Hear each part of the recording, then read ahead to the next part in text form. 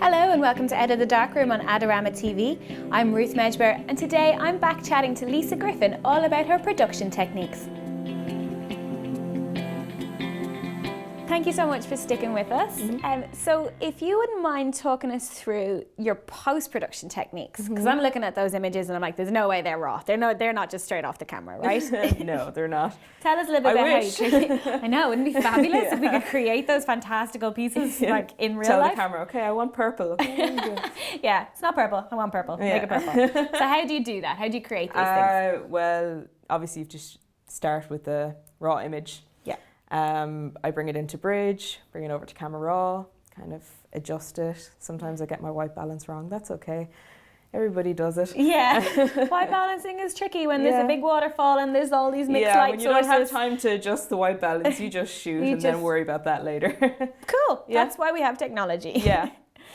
So you bring it through Bridge and then do you use Lightroom, do you use Photoshop? I use Photoshop. Do you? Yeah. Okay. I learned from YouTube. Wow. So I find Photoshop easier than anything else now because I just sat there for hours and watched every single YouTube video I could until I was like, oh, that's how you use frequency separation. I don't even know what that is. Okay.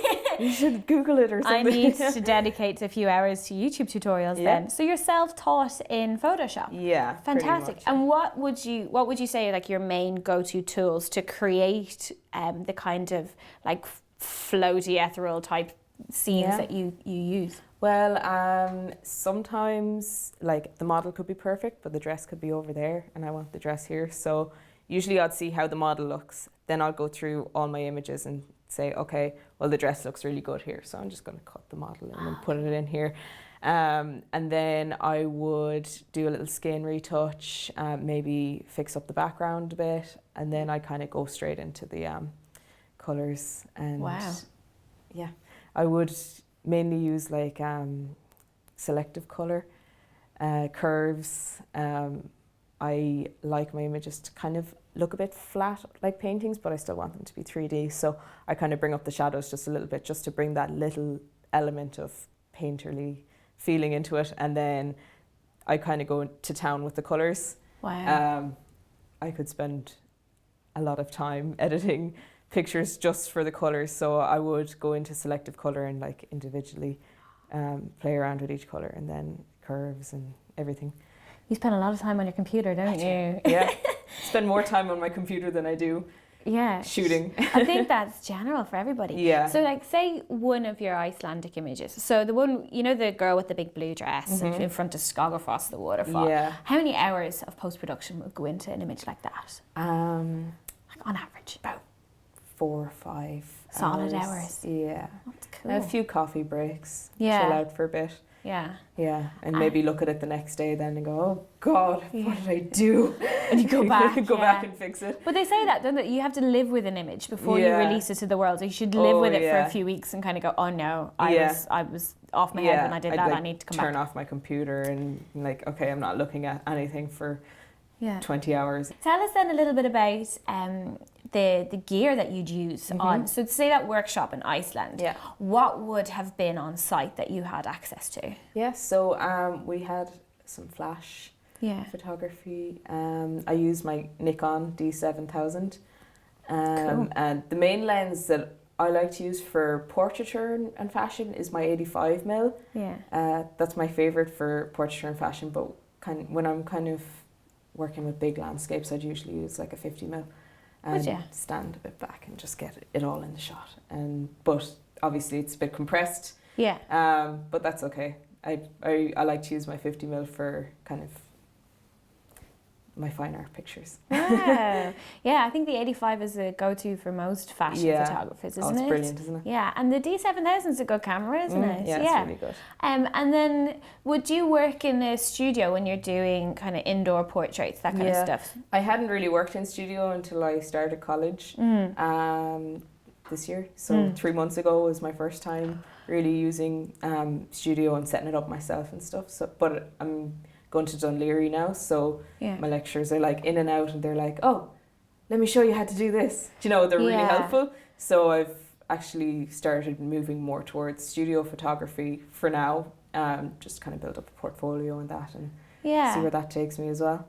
Cool. So you're still kind of finding your feet there, but I think what you've done already is fantastic. So I think give you another year, it'd be incredible. And then when you're out in the field, like literally in fields, Yep. what kind of lighting would you be using those? Would it be just off-camera flashes? Natural, usually. No. Yeah, sometimes you have to get up really early to get the nicest light. Especially like in Ireland, like when I was in Iceland, we used flash, obviously, and then but in Ireland, I don't really have my own portable flash system, so I just use natural light. Natural. Yeah, you got to get up early or wait until the perfect time to take the shots. And so you've beautiful control over the lighting, and I had no idea that it was just all natural. Yeah, you know? well, so the ones where you're in the sometimes woods, the reflector is there. Yeah. But yeah, no. When I'm shooting in the woods, we would go to the location beforehand to go. Okay, so the light comes through the trees nicely here. Maybe over there it's a bit too dark. Yeah. And then, okay, so we'll do our setup here. Like I did a shoot in Cork one day, and it was just, we knew exactly where we were shooting. We brought the whole set down. Okay. And we plunked the model there. The light was just perfect for the hour. But that's because you'd done a recce, you'd known what was going ahead. Yeah. So you do a lot of prep work. Oh yeah, then. you need to. Like when you want to get in and get out, especially when you're shooting outside in Ireland, because it's raining and cold all the time.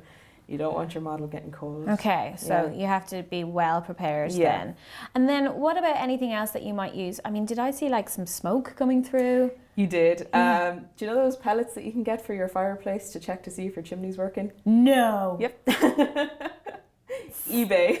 Seriously? Yeah. Smoke pellets? Yeah. Oh my gosh. Oh, look at all these tricks. I love it. Get them to hold their breath though. Does it stink? It doesn't stink. I'm like, just don't hold your breath for a second and then, okay, come out. Oh my God, fantastic. Yeah. And then tell us a little bit about like set design and things like that. Do you do that all yourself, or do you have a team of people helping you?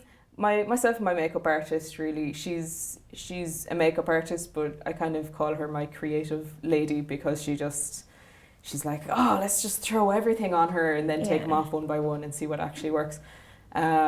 So she's really good. That's Suzanne Dolan. She's brilliant. So even like a lot, like she helps you an awful lot. The two of you kind of collaborate and come up with these big fantastical pieces.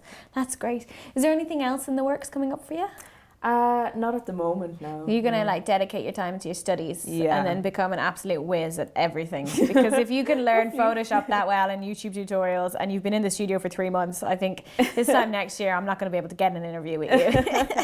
Thank you so much, Lisa, for joining me. I learned a lot from you. Well, that's all we have time for this episode. I hope you enjoyed the show. If you'd like to brush up on your own photography skills, check out the Adorama Learning Centre. And if you want to watch more videos, then subscribe to our YouTube channel. Thanks, and I'll see you again soon.